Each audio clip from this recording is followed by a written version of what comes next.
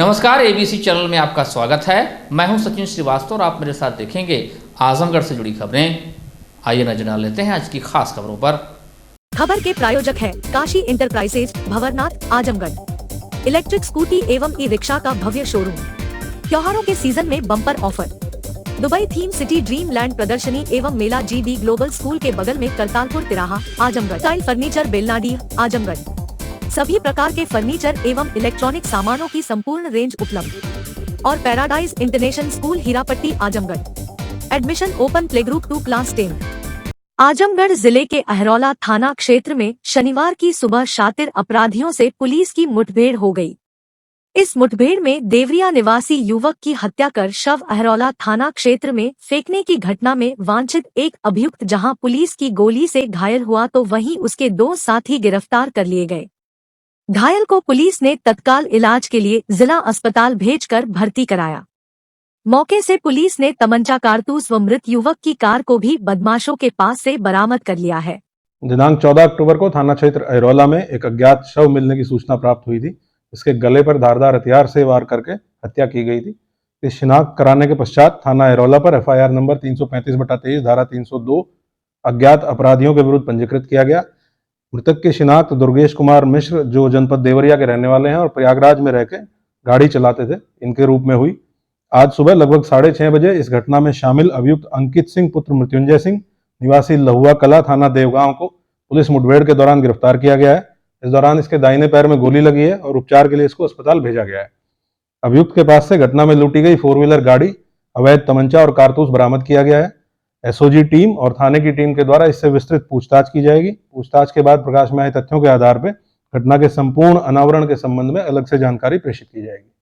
देवरिया जिले के मारल थाना अंतर्गत कपरियापार गांव निवासी दुर्गेश मिश्रा की लाश बीते 14 अक्टूबर की सुबह अहरौला थाना क्षेत्र में सड़क किनारे झाड़ियों में लहूलुहान हाल में पड़ी मिली थी। राहगीरों ने शव देखा तो सूचना पुलिस को दी थी। सूचना पर पहुंची पुलिस ने शव को अज्ञात में पोस्टमार्टम के लिए भेजवा दिया। सोशल मीडिया के माध्यम से जानकारी होने पर थाने पर पहुंचे परिजनों ने मृतक की पहचान किया था। परिजनों ने बताया था कि मृतक प्रयागराज में रहकर पढ़ाई करता था और अपने मामा की कार साथ रहकर उसे चलाकर अपना भरण पोषण भी करता था।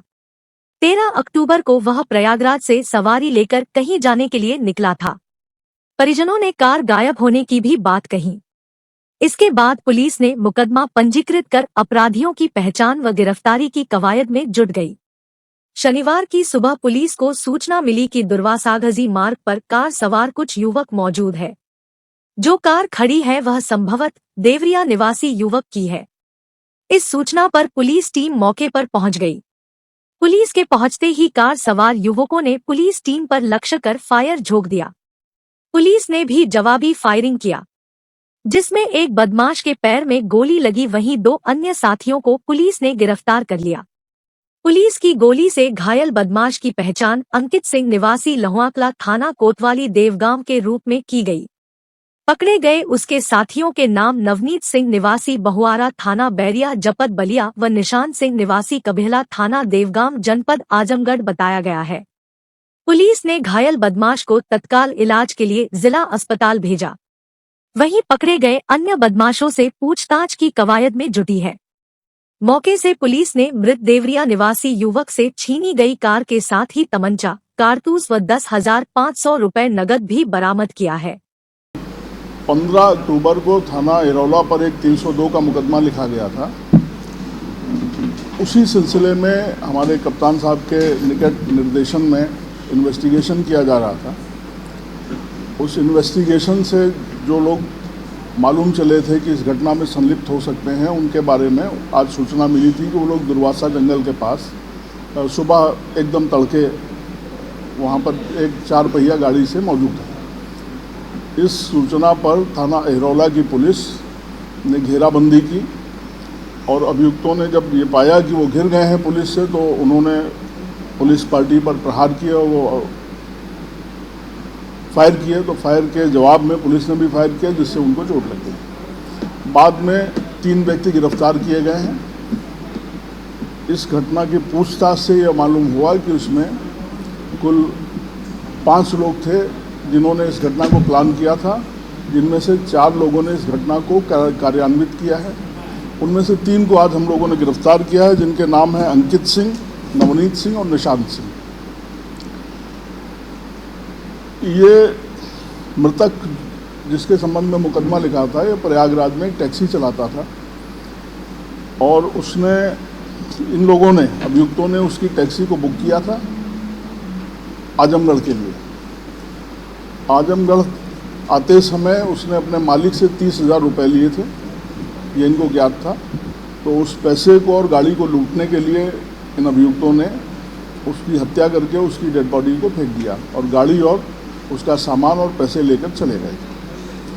पूछताछ में जो अन्य 2 अभियुक्त हैं उनके संबंध में भी जानकारी मिली है, किंतु उस पर हम और इन्वेस्टिगेट कर रहे हैं आगे, और जैसा भी स्पष्ट चीज़ें होंगी हम आपको आगे बताएंगे।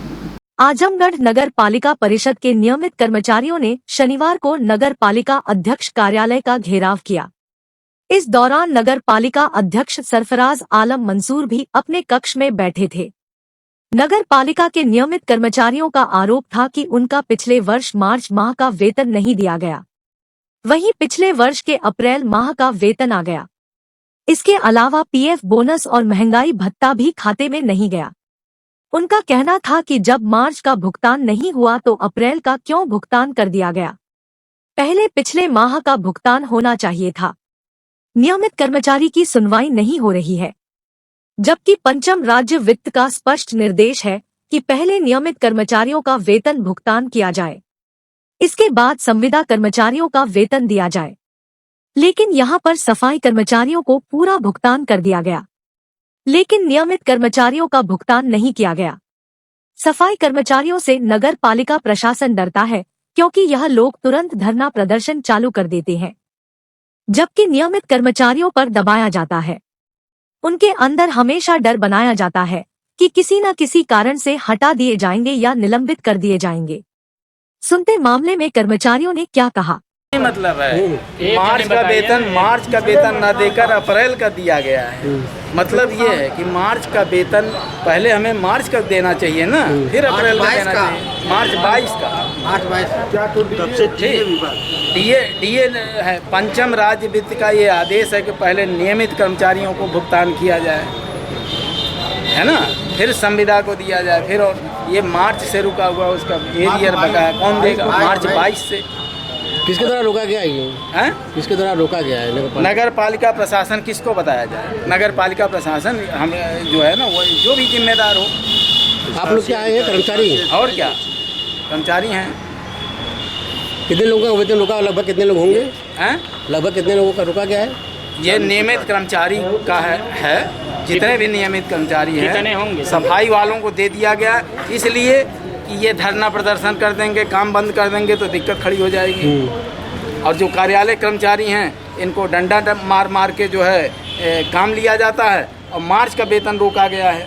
ये पूरे इंडिया में ये पहला ये होगा कि पिछला वेतन न दिया जाए, आगे का वेतन दे दिया जाए। आजमगढ़ नगर पालिका नहीं? हाँ बिल्कुल, पूरे भारत बता रहा हूँ, ऐसा कोई कार्यालय नहीं होगा जो मार्च का वेतन रोक दे, अप्रैल से लेकर अब तक भुगतान करे। उस वेतन के लिए कौन जिम्मेदार? क्या चाहते हैं आप? क्यों चाहते की बात क्या है? चाहते की बात, आप लोग मीडिया वाले हैं, मैं खुल के कह रहा हूँ, इस बात को क्यों नहीं कहते? जिला प्रशासन इस नहीं देख रहा है क्या? जिला प्रशासन इस बात को नहीं समझ रहा है? डीएम नहीं जानते हैं कि मार्च का वेतन न दिया जाए, अप्रैल का वेतन दिया जाए? मार्च का वेतन क्यों रोका गया? कभी डीएम यहाँ आके पूछे किसी से? कहते हैं पैसा नहीं है। पैसा पहले आप हमारा मार्च का वेतन दीजिए। कहते हैं ये अगर पैसा नहीं है तो पहले मार्च का वेतन देंगे। 2022 मार्च का वेतन देने के बाद फिर अप्रैल का देंगे। मार्च का वेतन रोक कर अप्रैल का क्यों दे रहे हैं? ये मार्च 2022 का है। मार्च 2022 का वेतन जी, एक साल हो गया। एक साल से ज़्यादा हो गया। हम लोग हमारे भय के नहीं कहते हैं कि हमारा वेतन रोक देंगे, हमको ट्रांसफर सस्पेंड कर देंगे। किसका डर है आप लोगों का? किसका डर? नगर पालिका प्रशासन का डर है, और किसका डर रहेगा? इसका मतलब आप नगर पालिका प्रशासन डर के मारे आप लोग अब तक नहीं कहे? नहीं कह पाते हैं। सही बात है। आजमगढ़ के गंभीरपुर थाना क्षेत्र में प्रतिमा तोड़ने का सिलसिला थम नहीं रहा है। अभी कुछ दिन पूर्व ही थाना क्षेत्र के ग्राम सभा हुसेपुर में अराजक तत्वों द्वारा अंबेडकर जी की प्रतिमा को क्षतिग्रस्त कर दिया गया था, जिसको बाद में थाना अध्यक्ष गंभीरपुर द्वारा नई प्रतिमा लगवाई गई। ताजा मामला थाना क्षेत्र के ग्राम सभा छांव का है। ग्राम सभा छांव में शुक्रवार की रात्रि अराजक तत्वों द्वारा डीह बाबा की प्रतिमा व डीहवराइन माता की प्रतिमा को क्षतिग्रस्त कर दिया गया। शनिवार की सुबह गांव वालों ने टूटी प्रतिमा देखी तो आक्रोशित हो उठे।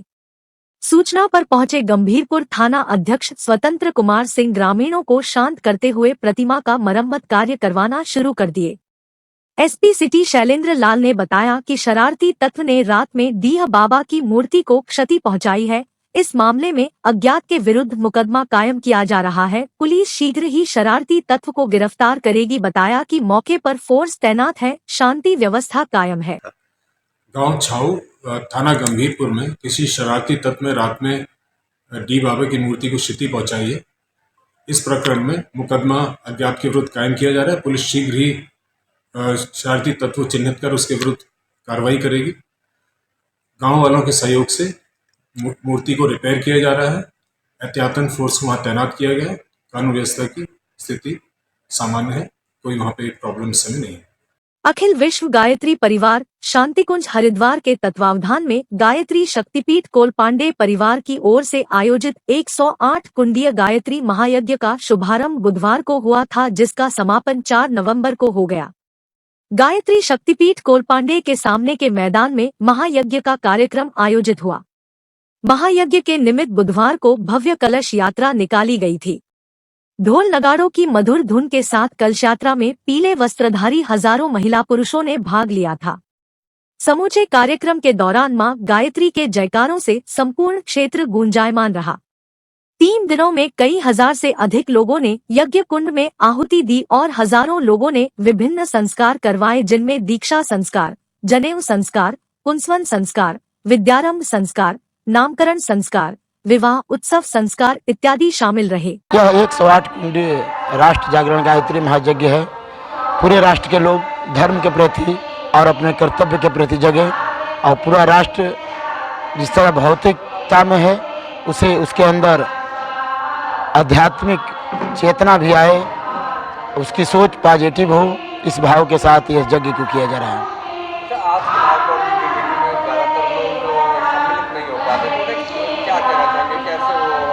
जी हाँ, इस आज के भाग दौड़ के दौड़ में ज़्यादा लोग सम्मिलित नहीं हो पाते हैं, बात सही आपने कहा, लेकिन परिस्थिति समय हर व्यक्ति को सम्मिलित होने के लिए मजबूर करती है। और गायत्री महायज्ञ सबसे कम खर्च में बिना किसी अनुदान लिए हुए किसी तरह का शुल्क नहीं लगता है। सारी व्यवस्था भाई लोग करते हैं, बहनें करती हैं और इस महायज्ञ की सारी व्यवस्था माननीय दीदी जी श्री उषा शर्मा जी ने किया हुआ है और उनके देख रेख में परम पूज्य गुरुदेव परम वंदनीय माता जी के सुख संरक्षण में यह यज्ञ चल रहा है।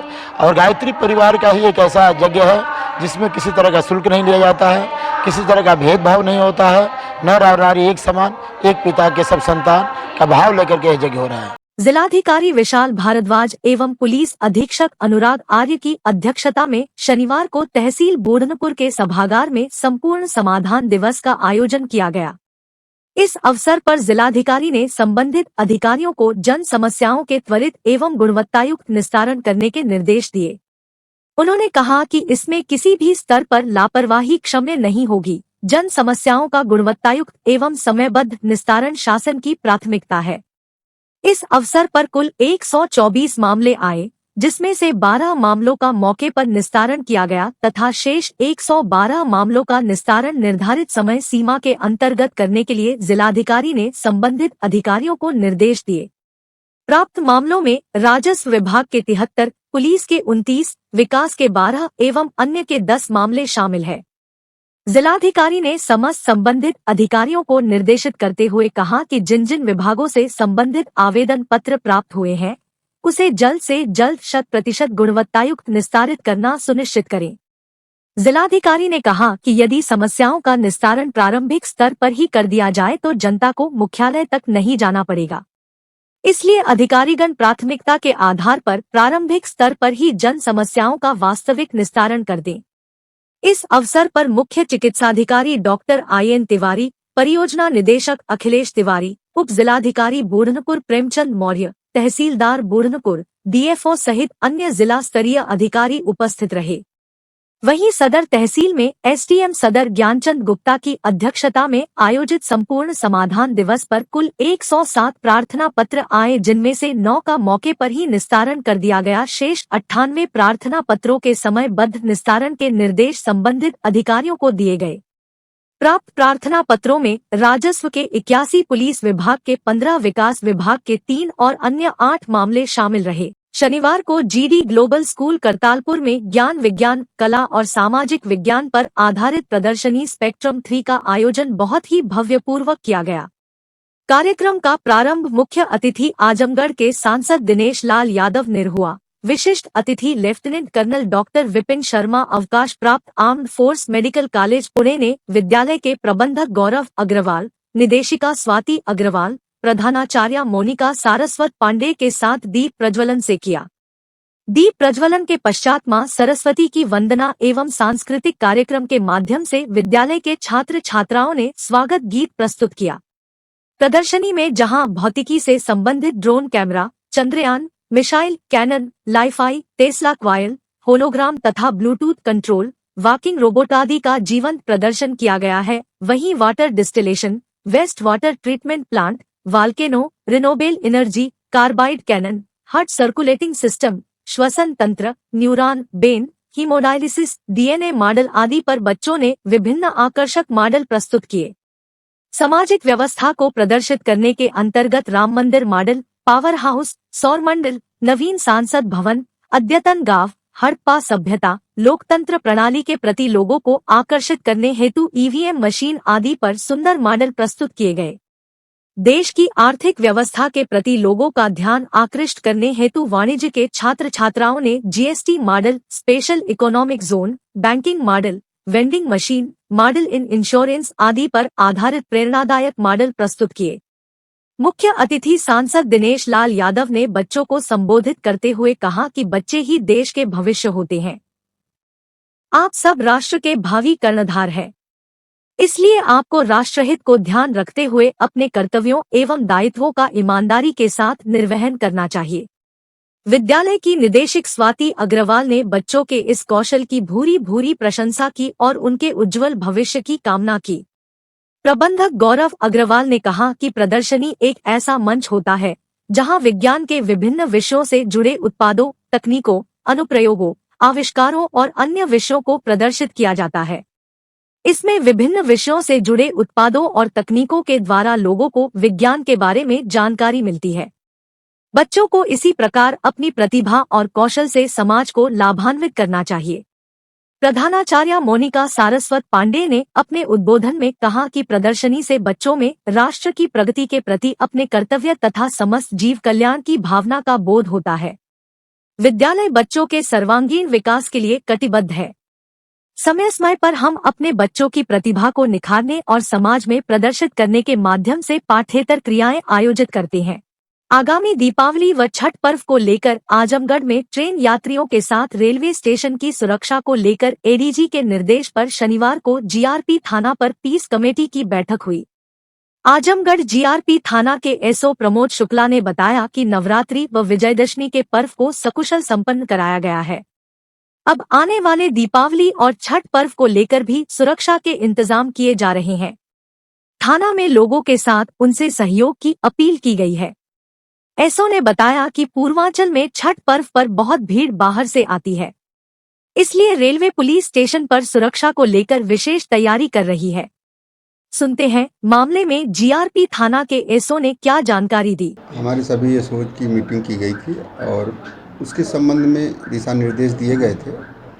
आगामी त्यौहार जो दुर्गा पूजा हमारा ख़त्म हुआ है, अभी दीपावली बाकी है, छठ बाकी है। ये दोनों त्योहारों को दृष्टिगत स्कूट और ट्रेनों के सुरक्षा के लिए और हमारे स्टेशन की सुरक्षा के लिए पीस कमेटी मीटिंग की जाती है, हर वर्ष किया जाता है। उसी क्रम में ये मीटिंग बुलाई गई थी और सब लोगों को आवश्यक दिशा निर्देश अपने अधिकारियों के जो मिले थे उनको सर्व किया गया और सावधानी हेतु सबको आगाह किया गया कि आगे में त्यौहार को लेकर के किसी तरह की कोई आपत्तिजनक स्थिति ना उत्पन्न हो, उसको लेकर सब सावधान रहें। बाकी लोगों से सहयोग की अपेक्षा की गई है, अगर कोई जानकारी मिलती तो सहयोग करें। क्या दिवाली और छठ में आने वालों की संख्या ज़्यादा होती है? हमारा पूर्वांचल में छठ का त्यौहार ज़्यादा मनाया जाता है और छठ को ज़्यादा तवज्जो भी दिया जाता है, इसलिए ज़्यादा लोग आते हैं। जो बाहर कमाने जाते हैं वो लोग अक्सर आते हैं इस त्यौहार में, और दीपावली में भी आते हैं, तो इसलिए आने वालों की संख्या बढ़ती है और संख्या को दृष्टिगत ही ये सावधानी की जाती है। काशी गोमती ग्रामीण निधि लिमिटेड की नई सौगात Kashi enterprises Shri Gandhi Gurukul inter college के सामने भंवरनाथ आजमगढ़। इलेक्ट्रिक स्कूटी एवं ई रिक्शा का भव्य शोरूम। पेट्रोल का खर्चा जाइए भूल, करिए कम बजट में पॉल्यूशन फ्री लंबा सफर। देश में इलेक्ट्रिक स्कूटी की सबसे अनुभवी कंपनी हरियाणा की विनिंग फ्यूल्स मोबिलिटी की स्कूटी और ई रिक्शा में मिलेगा आपको बेस्ट फीचर। काशी इलेक्ट्रिक दे रहा है त्योहारों के सीजन में bumper offer, LED, smart watch, dinner set के साथ और भी बहुत कुछ। आरटीओ रजिस्टर्ड गाड़ियों की हर खरीद पर 22 इंच का LED TV free. Navratri, Deepawali, Dhanteras, Chhath पर लाए हैं बुकिंग ऑफर। कराएं 1100 रुपए से एडवांस बुकिंग और पाए एक silver coin free. Lifestyle furniture, Belnadi, Azamgarh. सभी प्रकार के फर्नीचर एवं इलेक्ट्रॉनिक सामानों की भरपूर रेंज उपलब्ध।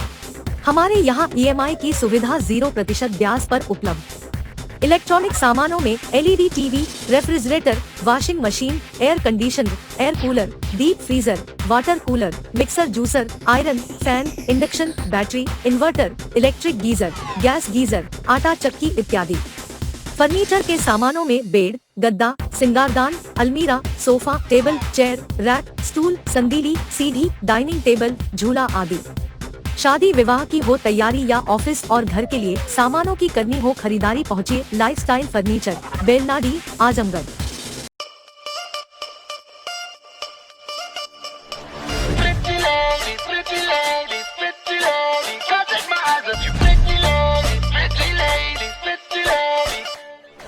राय बरेली में तो बीच बाजारी जब हुस्न दिखाने जाएगी, होश उड़ाने वाली शौक नजर के जो पेच लड़ाने जाएगी। राय बरेली में तो बीच बाजारी जब हुस्न दिखाने जाएगी, होश उड़ाने वाली शौक नजर के जो पेच लड़ाने जाएगी। अरे बहन के इतना जेवर गहना, तेज हवा से बच के रहना, गिर जाए तो फिर ना कहना झुमका गिरा ले। What झुमका? What झुमका?